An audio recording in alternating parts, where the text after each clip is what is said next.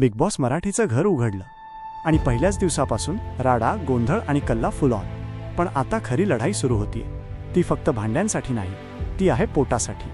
होय मित्रांनो, बिग बॉसने सदस्यांना दिला आहे या सीझनचा पहिला आणि सगळ्यात जास्त त्रास देणारा टास्क, मिशन रेशन.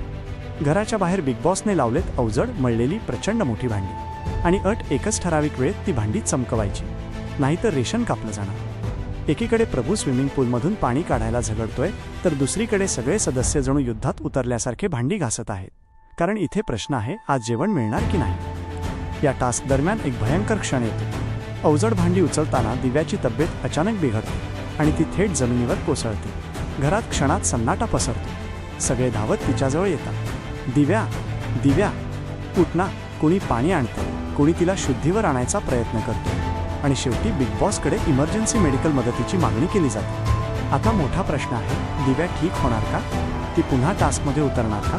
आणि या गोंधळात मिशन रेशन पूर्ण होणार की सगळे उपाशी राहणार? ड्रामा, इमोशन आणि टेन्शन सगळं एकाच टास्कमध्ये. आता तुमची पाळी. दिव्याला टास्कमधून बाहेर काढायला पाहिजे का, की तिने पुन्हा मैदानात उतरायला हवं? खाली कमेंटमध्ये नक्की